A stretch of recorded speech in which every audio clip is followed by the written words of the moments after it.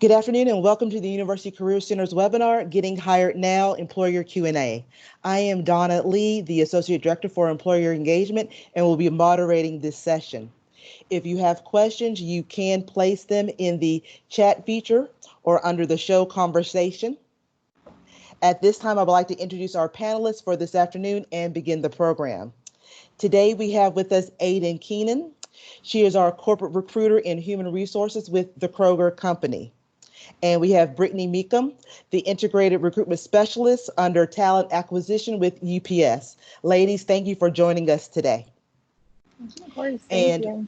One of the first questions I have for both of you, based on the majors we serve, we do not serve business majors, but most of our students will be going into business. So with that being said, how should a student best address that on their resume and cover letter when they know they can do that job? I'll go first on that one. I don't think it super matters so much of what your actual major is. I think you can really showcase your skills in the rest of your resume by using words that you would use in business. So I improved numbers by this %, or I managed a group of people from the club that I'm in, or I help coordinate these different events. I don't think that you really have to have that major listed there as business. I think you, like I said, you really should just be able to showcase it in your other experiences. If you've taken classes about accounting or finance or economics, make sure you're posting and listing those things so that when a recruiter's taking a look at your resume, they can see, oh, well, they do have experience in these different job functions that we need them to perform. And then you can still be considered for the job without having to have that business major right there at the top. Yeah, I definitely agree. I think really specifically highlighting just those tasks completed within that fit within that business realm. So exactly what Brittany was talking about, things that you can really highlight, whether that's through internships, job opportunities, club or group activities, and really calling out those tasks or highlighting those metrics, whether that's through your resume or through your cover letter, just really explaining what you've accomplished and how that kind of fits into that business realm, or even the minimum position qualifications. Right along with Brittany, you don't have to have that business degree. It's really in terms of your experience and what you can bring to the table, and really being able to communicate that or highlight that through your resume, your cover letter, your interview, phone screen, really whatever that looks like. So right alongside with Brittany's answer. Okay, fantastic. So I guess to kind of make sure that they use the terminology, the jargon found in the industry, and really, I guess, tying their skill sets to the job posting. I would definitely say reference words, are really important, and being able to really see like either that metric piece, so really that number of what you've been able to accomplish is really key with business, whether that's sales or community service, anything that looks like that is really important just to be able to highlight that for a recruiter. Okay. And you just said a word that has triggered a question for me to ask when you said reference. So let's talk about students and finding the references that they should have, that when you all reached out to them to see if they're a good fit. What ideally should a student look for in asking someone to be their reference? I think it's a great relationship with what you've had with a reference, something that you've been able to show leadership skills with that person, so they can really talk about your abilities and what you can bring to the table as an employee or an associate of the company, and really being able to connect with somebody who's going to speak really highly of you. So something that you've done for that person, that group, that is going to really translate well for them to be able to provide that reference to the company. Yeah, I would definitely agree with all of that too. And definitely find someone who, you have created a good relationship with, but it doesn't have to be like a year-long or 3-year relationship. It can be just a professor who saw you take charge in, say it was your capstone project or any other big project that you've worked on. They can really speak to that. As an employer, when we have 2 really top candidates that we're trying to choose from, and we contact those references, it really does come down to that personal touch of, oh, well, they had a really great connection with this person. It sounds like they could be a better fit for us. Whereas if someone was like, I kind of remember so-and-so, I think they did good, or they don't even know that they've been listed as a reference. We do tend to pick that person who does have a stronger reference. They've done more work to really get that relationship put together. So yeah, I think that's it. Okay, thank you. If a student had planned to do an internship this summer to strengthen a particular skill or experience with a company, but it was canceled, how should they ask when they get another position, here's a skill set or an experience that I really want to learn, even if it was not part of what they were initially hired for? Sure, I can take that one first. So I think from the perspective of Kroger, and I think internships really across the board, there's always an opportunity for training, and there's always an opportunity to build those skill sets, and taking the time within that professional development. I think it's important to be able to be transparent and ask for additional training if you're looking for it, and really set that expectation that you're looking to grow your experience within that time frame, whether that's an internship, a full-time position. I think training is key to any role, and we always continue to learn in any role that we're in. I'm continuing to learn every single day. So really being proactive in your approach and communicative, I think, is key in order to get the training that you're looking for. But a lot of the skills, I think, from entering a role can be taught. So, and I think that's important, especially to highlight that. Okay. And I do see a question that that's come into the chat, and it says, we are hearing a lot about soft skills these days. What is meant by soft skills? I love that question. I think, like, for any job that you're going to be in, of course, you're at a good university, so you're going to get those hard skills, whether you're doing computer science or engineering, or anything in your classes. That's going to be the hard skills, understanding how to work the data that you're using, things like that. Soft skills really come into how well do you work on a team? How are you able to problem solve? How are you able to manage people or take leadership or take ownership of different projects? And then just general communication skills. Are you good at writing? Are you a clear communicator when you're talking to someone? When you talk, do people listen to you? Things like that. We always are looking for people who know how to talk, because no matter what you're going to be doing in whatever career you want, you're going to have to be able to talk to people, and you really want to be able to make good connections and good relationships with your teammates, because you're going to be relying on them. You're going to be working on projects together. So those soft skills are always good communication, problem solving, and working with other people. I think those are probably the top three that we really look for across the board with the recruiting that we are involved in. Okay, fantastic. Yeah. Thank you. Absolutely. Yeah, and I think in addition to just like overall things that you can't be taught in a classroom. So really like connecting that to your work ethic, to passion and drive. I think those are really important skills that will continue to take you farther within your career and really be able to really speak to and utilize as you move into just different roles within a company. Okay. Now, I know within our career center and other career centers across the country, we had this come in from quite a few students. My internship or job was rescinded due to COVID-19. Should or how should the student go about listing that on their resume if they don't want to show a gap? I think that's a really great question. It's unfortunate in terms of the times that we're in, but it's not unusual that internships were canceled. I think it's just unprecedented time. In my opinion, I think it's still important to include on the resume and just list that it was rescinded due to COVID-19.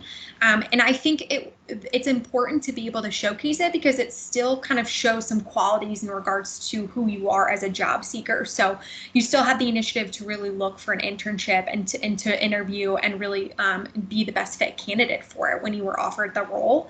And I think it's also important for an employer to understand that the student also has gone through a learning experience. So they've gone through job loss. So they're taking that as part of kind of their full career experience to be able to utilize down the road. It explains the gap essentially. And I think it still really shows that you're still qualified for a role. And it was just an unfortunate circumstance that a lot of people couldn't foresee until we were in it. Yeah, I for sure agree with that. And if you did end up changing your plans, you ended up working at McDonald's for the summer or whatever, throw that on your resume. I think it's still a great talking point. You can still learn those soft skills. You're still going to be managing people. You're going to be working on a team. You're putting in a lot of hard work. Even though it's not that engineering or that business internship that you had planned on, you're still getting those skills, and it's still a great talking point to kind of show your adaptability, even though it was a really unforeseen circumstance. Absolutely. And I guess staying within pandemic questions, what as employers are you all doing to protect your employees working on site from COVID-19? Sorry. Mm-hmm. I saw your. Oh, you're good. I love virtual environments, right? Yeah. I'll take that one real quick. So UPS, we are a very, very large company. We have almost 500,000 employees working. Luckily for many of our office roles, we were able to get people online. We really had to vamp our VPN and all of our external servers to make it so that everyone could be working virtually. But due to the nature of what our business actually is, I'm sure you guys all ordered something and UPS dropped it off at your house. I can almost guarantee it. We've seen, honestly, unprecedented numbers because of COVID-19. People have relied more on the online shopping feature and not having to go outside or leave their homes. So with us, we still have to work our warehouses. We still have to have people in there moving boxes. We still have to have our drivers out delivering each day. So in terms of more of our operations roles, we've taken up all of the CDC guidelines. People wear gloves, people wear masks. We have a lot more hand washing and hand sanitizing stations. We don't have people, we have less people working inside the trailers unloading boxes so that they can be more socially distant. We've had to really just change how we can keep our warehouses going and keep up with the demand that we're seeing, but still keep our employees safe. So again, the face coverings, gloves, and then a lot of breaks for hand sanitizing and other things like that. Yeah, and I think from Kroger's perspective, very, very similar situation. I'm sure we all went shopping, whether it's a Kroger store or if it's one of our banner names. And associate safety was really the top priority for our company when COVID really hit. So when you think about our essential workers within our store environment, so our manufacturing plants, distribution centers, we always provide PPE for those associates. So whether that's face masks, hand sanitizer, from a customer perspective, we've implemented a lot of new cleaning processes that were pretty happened quickly. So cart sanitizing, aisle sanitizing, when you think about that. So really those items that customers touch every single time they walk in the store. And I'm sure you've walked in the store and you've seen the plexiglass. So in between the cashier and the customer to really make sure our associates stay safe during that time. I think from a corporate perspective, we've all transitioned to really working from home unless deemed essential to be in the office. And similar to Brittany, we shifted quickly. So we were able to really see that when working from virtually from our homes, we didn't see a dip in productivity at all. So from a corporate perspective, we're seeing great success from that and being able to do it with VPN and more external servers. So there's always been some learning practices. But recently Kroger announced overall they spent about $830 million in keeping our associates safe. So really ensuring that we're providing those best practices as well as PPE to our associates to ensure that we still provide an excellent shopping experience for our customers. And I think it's across the board too as well. Okay. And then I have a follow-up question for my question. Right before COVID-19, there was a lot of the Me Too movement going on as well. So what additional measures are in place regarding safety measures and feeling that if something happens, I have a place to voice concerns? I love that question too. We recently just got a new CEO, the first female CEO in UPS's 113-year history. So it's been exciting to see the changes that she has been instigating with the Me Too movement, with the other social problems that are happening, the Black Lives Matter. It's been really, really cool to see her step into this role and just start running with the changes. With UPS, we have a large HR department. We've received new trainings on how we can address different concerns that may come up with the different workers within the warehouse, as well as in the more corporate office settings. And then with our warehouse employees too, they're also part of unions, and the unions do provide a lot of added benefits for employees so that they do have a resource and they do have someone that they can turn to if those problems do arise in the workplace. Yep, a very similar approach, just making sure that we are inclusive in everything that we do and that we're acting quickly. And we are guided by our core values, which include inclusion, diversity. So really everything in respect. So it's important that we continue to act in that every single day and ensure that our associates are our top priority safety-wise. Okay, fantastic.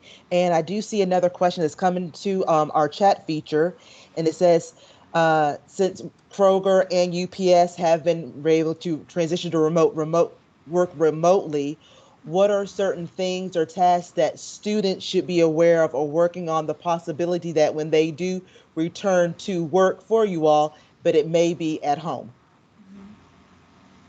I think that's a great question. I think we're always learning, right, when we transition to this virtual environment. So being able to have a space that you can really call your own workspace within that virtual environment, and being flexible and adaptable to change. So our environment is constantly changing. So when we were very used to having team meetings with a group of people in a conference room, we really had to shift to Microsoft Teams. So I think it's taking advantage of the technology that we have and being able to really ensure that you are making the most out of your work environment. So still staying productive, still meeting your goals, meeting your objectives, but also allow for a learning curve. I think that's really important because an adjustment might look differently. For students, I know that you guys have already been learning virtually, so it's an easy adjustment. It might just look a little bit differently from a work environment, but ensuring you have the space to work quietly and ensure that you still have kind of that cubicle feel like if you were at work. Mm-hmm. Agreed, yeah. We were able to move all of our interns to be virtual, besides our engineering kids who are still working in the warehouses. But yeah, some of the things, just like you mentioned, we definitely want to make sure that you have a clean space to work in. Set up a schedule for yourself. You don't have anyone there watching you. So it's really up to you to have that perseverance and that hard work ethic to get everything done that you need to during a day. So you really got to set up a good schedule. Another really important thing is to take breaks because it is a long day sitting at your desk every single day on your camera or on your email or whatever project you're working on. It can get really long. So when we met with our interns at the beginning of the summer, we're like, you got to take a break, stand up and walk around, move a bit, schedule some time where you can meet with your team that's not only work focused. Every week or so, we try to do like a meditation, or we do yoga. We've done a happy hour before, just trying to keep some of that team bonding there, but still making sure that we're getting things done, even though we're not all sitting together in the office. Mm-hmm. Yeah, those are great points. Mm-hmm. Work-life balance looks different from Yes. virtually. So still take that into account, like you're leaving the office to go home for the day. Mm-hmm. And we're getting a few more questions have come in the chat, and I'll go ahead and address those for the students. One of the questions that just came in is, how much of your hiring process from interviewing to onboarding and training is virtual? As of right now, from our corporate side, it's completely virtual. So it will look like a phone screen, a virtual interview, a virtual onboarding process, and then virtual training from there until you feel comfortable in the role. We are sticking with the CDC guidelines and what is deemed appropriate for safety. So we will not be going to office until it is deemed safe to do so. So really everything from our hiring process has changed to virtual. Obviously, it looks different from our essential businesses like our retail, manufacturing, distribution. Those will really be more in person, but we've been doing a lot of virtual hiring events for our division teams where we've been doing video interviews, video chatting for our teams to make hiring decisions from that aspect. Yep. Yeah, UPS has done the same. We don't have anyone in our offices right now, so we have moved everything to be all virtual. Even with the warehouse jobs, we still have been able to set up Zoom interviews for those positions, and then they do come in for their first day of work and get trained, but of course they do need to follow the CDC guidelines for those things. Okay. And what platforms are you all using for the virtual interviews? You just mentioned Zoom, and I know there's others out there. So Zoom and anything else? We're using Microsoft Teams. Okay. For one-on-one interviews. For more of our retail basis, we have a virtual platform that we've signed with that we've been utilizing, but that's more of just like larger scale events. Okay. Mm-hmm. So in essence, any platform that you use, a student would easily be able to access it and go through the process. Mm-hmm. Okay, fantastic. Absolutely. Fantastic. Yep. Mm-hmm. And then another student question is, and I like this question, and I'm going to kind of set the tone for the question, because when students think Kroger, they think, oh, I'm going to be on a cash register for 20 years, which I know is not the case. And the same thing with UPS, so like, I don't necessarily want to work third shift, which is not always the case. So I guess what are the areas of professional growth and development that an employee could expect within both your organizations? Yeah, I think when I always thought of Kroger, I just thought of a grocery store, a very large grocery store. But there are so many different opportunities that we offer that I still continue to learn every single day, and it spans across all different departments. We even have like an aviation department, and so really just thinking of different ways that we can connect, whether that's our internship students, whether that's our part-time employees, our full-time employees, just different learning opportunities. A great resource that we have is our associate resource groups, and those are really providing networking opportunities, professional development opportunities. You get to really meet with a lot of different leaders throughout the company and really understand what they do. So we continuously try to provide just different networking opportunities, essentially, just to really bridge that gap and that communication. A lot of the things that you can think of when you start in a retail store, there's so many different avenues that you can take, whether that's continuing through the retail environment. So whether starting as a cashier, going to assistant store manager, to a store leader, to district manager. So there's just so many different opportunities that we have to offer. And we're really trying to still continue to communicate that from a corporate departments. We have within our internship program, we offer a mentorship program too, which is really geared towards teaming you up with a mentor that's within your area of interest or something that you just want to learn more about, and really meeting with that person throughout your rotation. I think it's a minimum of 4 times. So really ensuring that you're providing those, just the mentor is really providing those opportunities that we have to offer within the company. And us as me and on my talent acquisition team is ensuring that we still communicate that correctly, whether that's through student recruiting, internships, full-time opportunities as well. Mm-hmm. Okay. Yeah. And with UPS, again, everyone just thinks of the brown trucks and moving packages every day. And that is for sure the heart of our business. That is that's what we work around. But there's a whole professional side to UPS as well. We hire a lot of engineers. We have a big marketing team. Our IT team is huge. I'm in HR. We also have a big air group as well, and we hire a lot of pilots each year. So there's definitely a lot of room for growth within UPS. You would never just be stuck in one area. I always like to mention the examples of some of my managers. They started out as package warehouse supervisors, but then have moved up through the company. One worked on the training program that the drivers go through. Another worked with our customer solutions group, which is kind of a consulting branch of UPS, where he would go in and work with some of the clients who use UPS services to ship out their different products. And he would go in, kind of help assess their supply chain and come up with different solutions that they could use. for their business. And then they've all ended up now in HR. So there's a lot of room for growth. And just with the company itself, we have what we call the UPS University. And so those are just free online courses that any UPSer has access to. They can go on. You can do trainings for Excel if you need help with PowerPoint. We do Toastmasters. If you're interested in HR, we have like the PHR and the SHRM. We have a partnership with them that you can do those certifications while you're working for UPS. As well as a lot of our positions do offer a tuition assistance program where UPS will pay up to $5,250 a year just in tuition help so that you can go get your degree while still working at UPS. So there's definitely a lot of room for growth. We also have an internal job board so that anytime a job opens up within the company, UPS employees have first access and first view of those positions.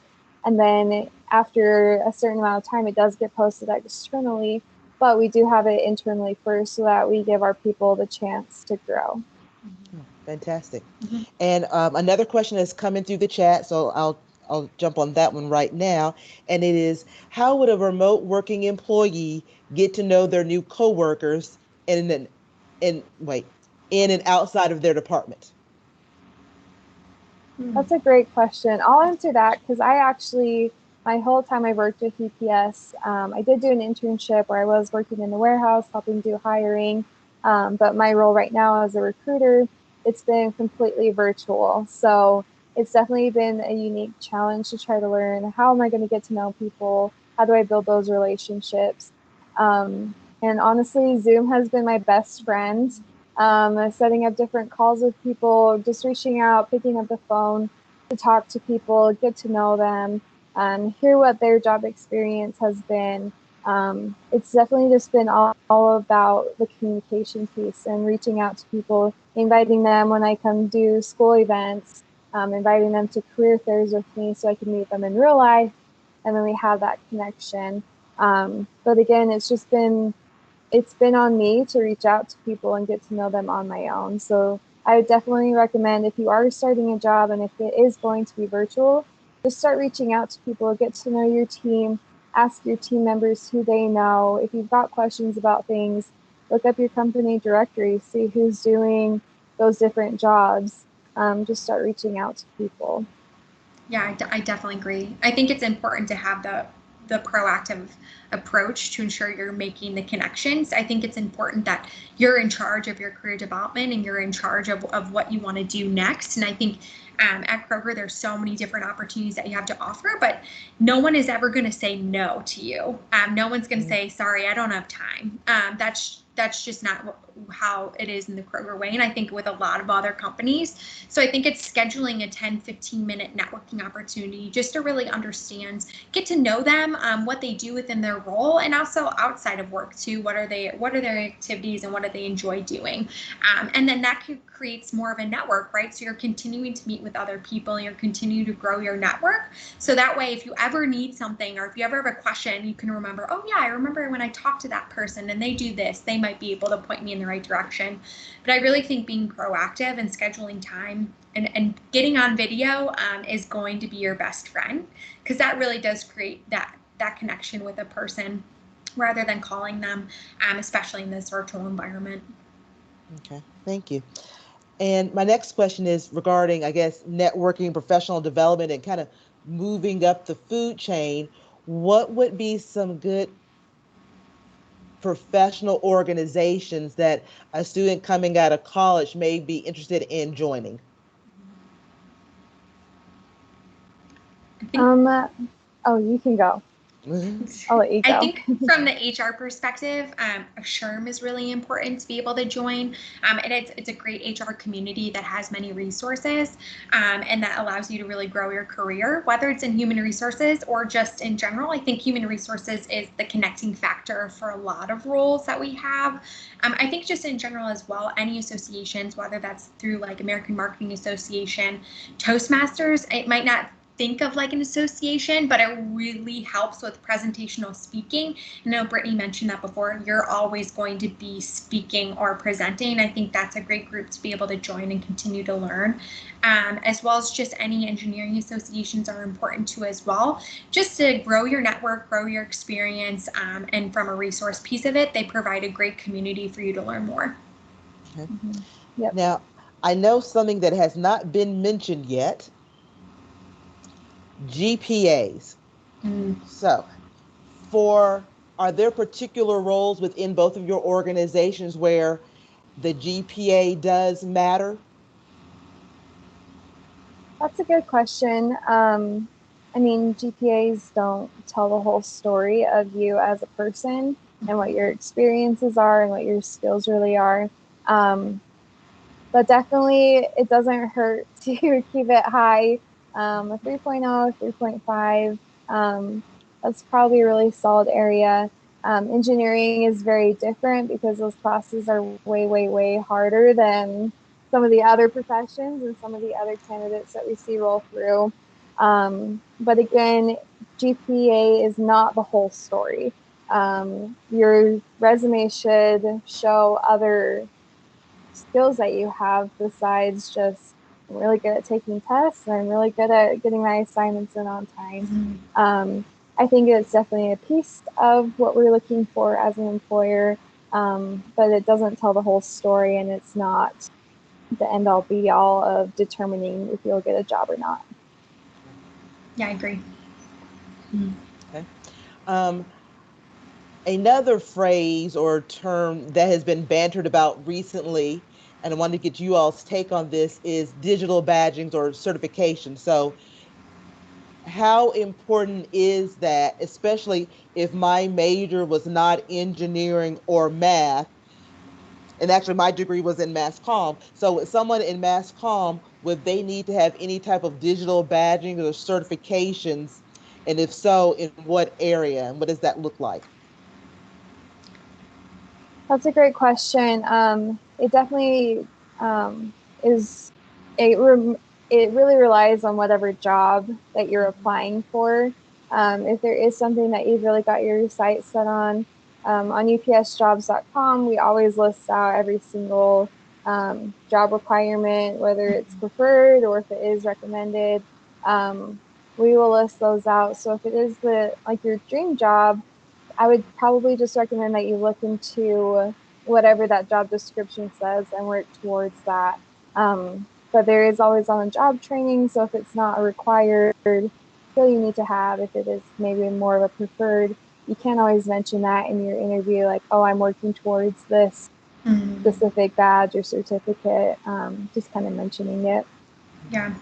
I think into just aligning with Brittany on that, we have minimum position qualifications or desired position qualifications. So if it's something that's listed under the minimum, then it's definitely something to consider and have. But I think it's a continual opportunity to train on the job. So I don't think it's a necessary requirement unless listed specifically within the job posting. Okay, thank you. Oh, okay. Oh, looks like we have another question that's come through the chat. Thank you, students, for continuing to post your questions. And this is there any chance for an international student with an F1 visa to work off campus during the pandemic? That's a good question. For Kroger, we do not offer sponsorships, so it wouldn't be an opportunity, but something that we continue to look at as we move forward from the talent acquisition space. Yeah, same with UPS. Unfortunately, right now, we also don't offer the visa sponsorships. But with UPS, we are a global company. So if you are returning to your home country for any period of time, we are in over 220 countries. So there are international opportunities, and they're all posted also at UPSjobs.com. You kind of just have to do a bit more research to really be able to nail down what positions are available. And then that leads me to a question that has just popped into my head. Is it a realistic expectation to think, oh, I go to the University of Louisville, I live in Louisville, Kentucky, I can work at either Kroger company or UPS, and I will not have to relocate? I think it depends. So we're headquartered in Cincinnati, Ohio, although we do have a Louisville division that's retail based as well as manufacturing plants, distribution centers. So it really depends on your career path and where you want to go. I always relate it back to there's so many opportunities within the Kroger company, but it really is down to what you want to do. If retail management and the retail division roles are really kind of where you want to start and where you want to continue to grow your career, then I definitely think Louisville, Kentucky would be a great opportunity for you. If you look down the road and you want to get into more of our corporate positions, so whether that's through our Kroger technology digital teams, our finance teams, our real estate teams, our HR teams, now we do have smaller division positions, but if you're looking to continue to advance your career within corporate departments, it would be expected to be living in Cincinnati, Ohio for the time being.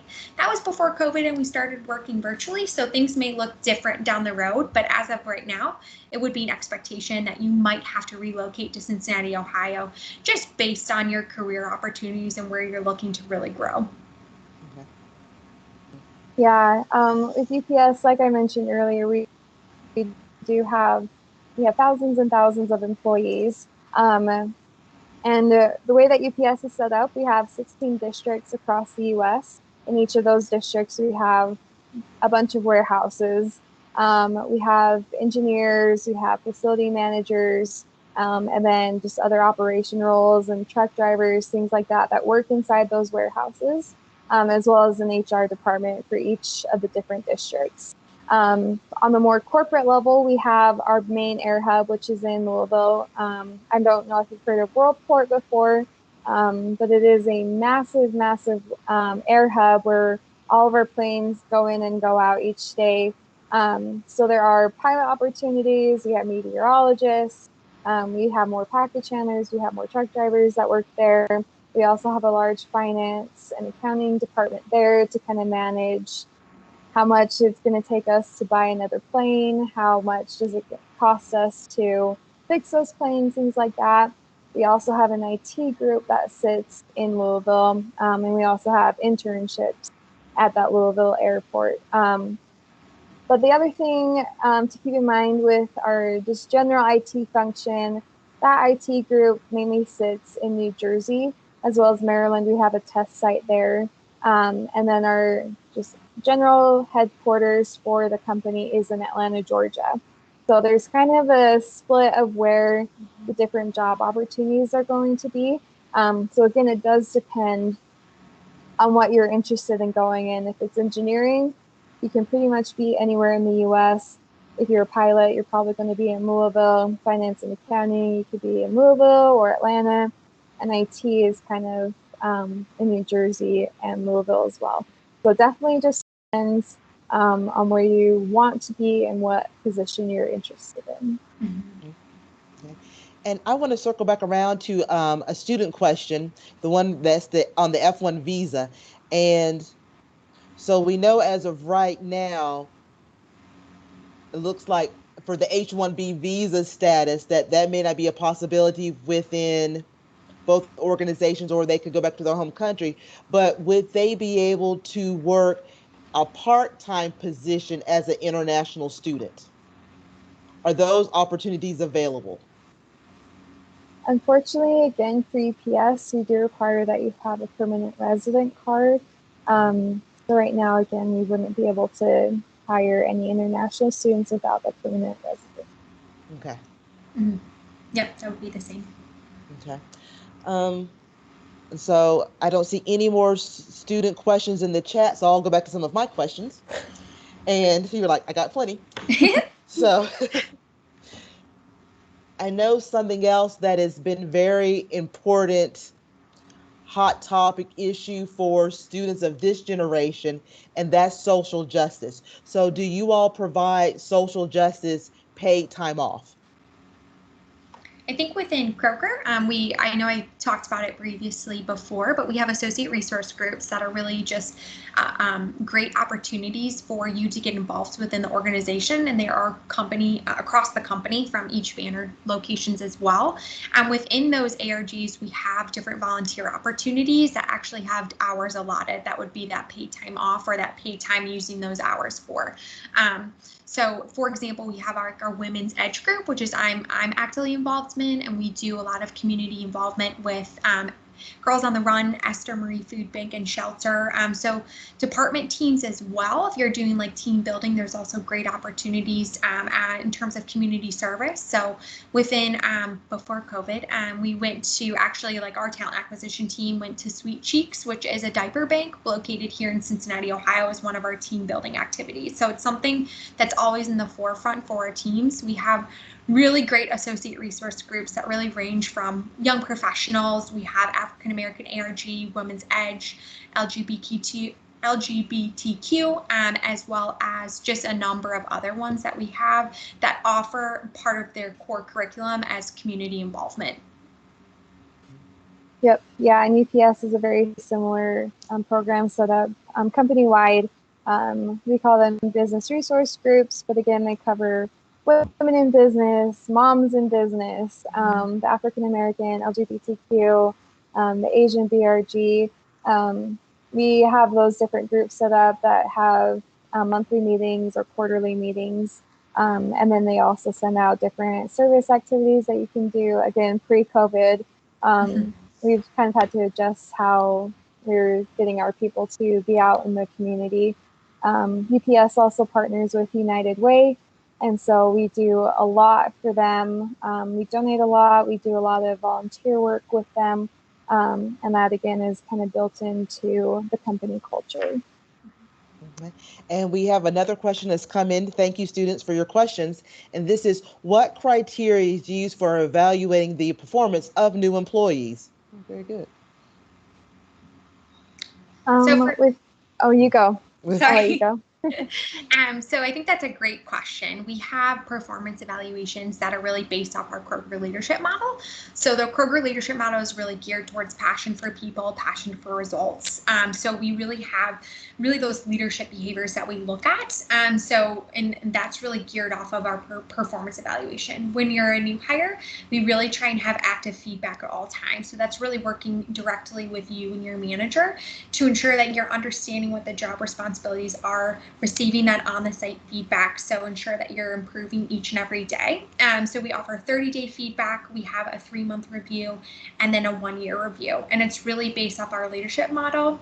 That's actually tracked directly within our own system. So we have really great opportunities for you to list out what your performance objectives are, what your development objectives are. So you always know what your target is for the year. And then you really talk through with your manager that performance evaluation. From the new hire perspective, we always have that ongoing feedback, like I said, and then a 30-day review, and then a 3-month, 6-month as well. Yeah, and with UPS, we do quarterly reviews. So you'll do a self-evaluation, and then your management team will also do an evaluation on you, and then you discuss it together to kind of see where you stand and where they stand, and coming to agreements on that. We also have team goals that you set with your team at the beginning of each year, and personal goals, and then those are kind of the things for those quarterly reviews that you are checking up on. How are you doing to help your team? How are you growing personally? That's pretty much how we do it, as well as the company itself will send out surveys as well. Okay, fantastic. And you had mentioned marginalized groups a moment ago. And so what do both of your organizations do to ensure that those marginalized groups, i.e. LGBTQ, persons with disabilities, persons of color, have equity in hiring as well as progressing within both companies? Yeah, definitely we have goals that we set as we review candidates. We try to make sure that we're pulling from a diverse group. My team, we visit campuses across the U.S. so that we are getting a diverse group of students in. for internships as well as the full-time entry-level roles. So that's just one way that my team is personally working on that. And then within each of the different warehouses and such, they have goals for their hiring needs and where they're pulling their candidates from. Yep. Same with Kroger. I mean, we definitely, we live by our core values, which I've mentioned before, which include diversity as well as inclusion. So that's really guided in all of our hiring practices that we do to really ensure that we have a robust and that diverse workforce that really reflects the communities that we serve and continue to improve upon those as we move forward. Mm-hmm.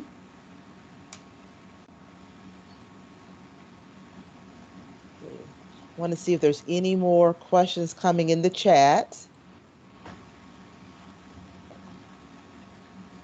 And I guess in terms of, because students, they come to the Career Center, and before a pandemic, they would go to the career fair, they would see the recruiters, they would queue up. Well, now that we're looking at taking career fairs virtually, how would you suggest a student best get their candidacy across to you all virtually now? Mm-hmm. Yeah, that's a great question. I think we've been talking about it too, just a different environment with campus recruiting. And so these virtual career fairs will really be kind of new. I think it's still really important to, just because it's virtual, it shouldn't change how you would normally prepare to go to a career fair. It might just look different, but the preparation piece of it should still stay the same. So I'd still say dress professional. So if you are going to be on video, still ensure that you're professionally dressed and you've rehearsed kind of your pitch or whatever you want to do to really showcase yourself to that recruiter and being able to really highlight your qualities. I think it relates back to as well when we think about virtual interviewing too. So having that quiet space to be able to attend the career fair. And if you're on video, just having a non-distracting background, just making sure you're taking into account sound quality, you're looking into the camera, you're making direct eye contact. So you're still having kind of that digital handshake. You're not actually touching, but you're still doing that rapport piece of it, which is really crucial. And since it is going to be kind of that limited time frame, still having how you're going to really speak with that recruiter, doing your research about the company, knowing the positions that you might be interested in.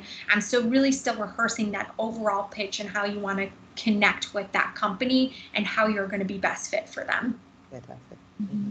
For sure. Yeah, I echo all of that.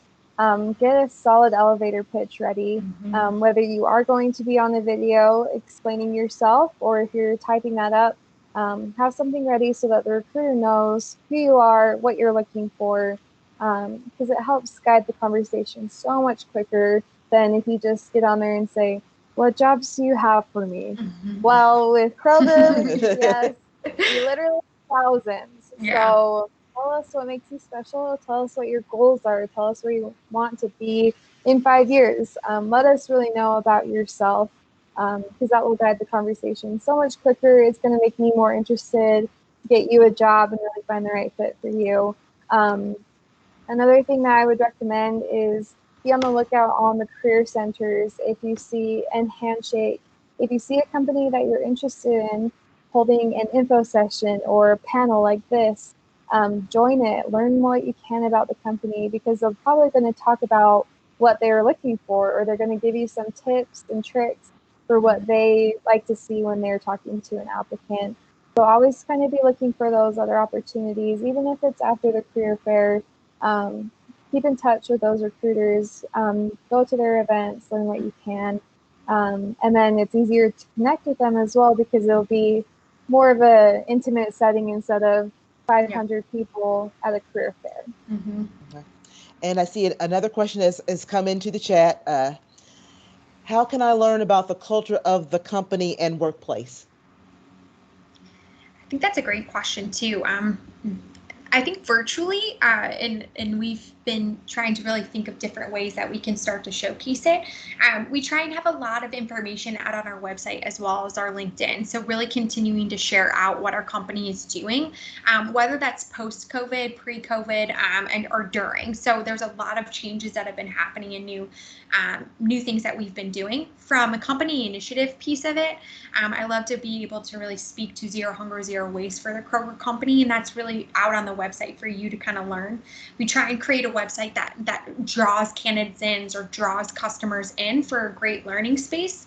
When you're doing it virtually, I think I'll be the first to say I love to talk about why I work at Kroger and why I love working at Kroger. So asking those questions out of the recruiter are really key to really understanding why did they select the company to work for, and what company initiatives are they proud of. Learn more about their role. And when you think about now that we're all working virtually, it's still important to understand if it would be a fit for you. So ask, like, what did your office day look like? Like, what do you love most about working in the office? How was the transition to working from home? So really asking those key questions are really going to help you learn more about the company and how you would fit within the culture, and allows the recruiter to be able to boast a little bit as well. Mm-hmm. Agreed. Yeah, definitely check out the company you're interested, check out their websites. We have a whole new COVID section on there so you can see what UPS is doing right now. Again, yeah, LinkedIn, we have social media sites, Instagram, Facebook, Twitter.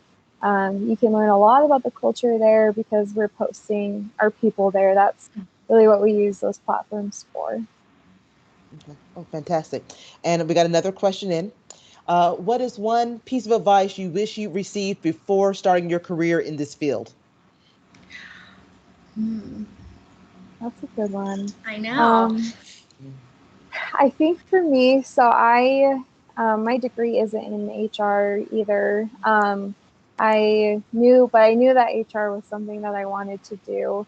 So I think for me, I kind of took my own advice. When I graduated, I felt like I wasn't getting the job opportunities I wanted. I wasn't getting the interviews that I wanted with the jobs I was interested in.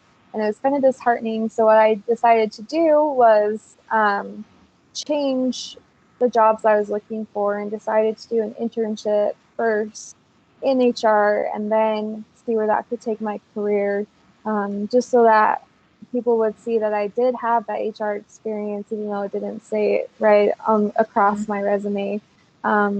And doing the internship was actually a really good way for me to learn about UPS and see everything that was going on in the company. And it opened up the door for me to get into this role. So yeah, I would definitely recommend doing the internships, learning about the company. It's a great trial run for you to see if that's really the place that you want to be, if the culture matches what you're looking for.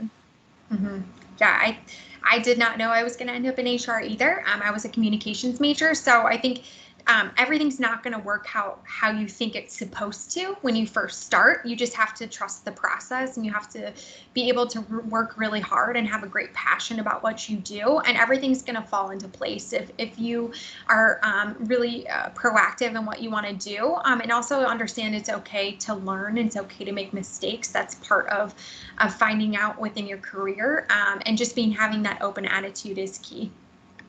Okay. In our time that we have remaining, ladies, if you all both could take 1 to 2 minutes to kind of talk about what you see for your organization, the hiring process or the needs for, I guess, the class of 2020, fall of 2020, as well as spring 2021. Yeah, I can go first on that one. Again, with UPS being so big and with the numbers that we've seen because of COVID-19, we're always going to be hiring for those warehouse roles, definitely the manual labor jobs. But we're also hiring a lot in the professional roles too. So our IT department is always going to be hiring. We had 200 interns currently right now for this summer. And I know a lot of those will probably turn into full-time roles. There's also a lot of movement with the company, people moving up or switching departments. So IT is always one of the groups that we are hiring for. Our marketing group tends to hire a lot during the fall as well, or at the end of the fall semester. and engineering as well. Like I said, we're running our warehouses at full speed right now. Mhm. So we have a lot of industrial engineers and mechanical and electrical engineers who help do all the forecasting and planning, as well as all the maintenance inside of those facilities.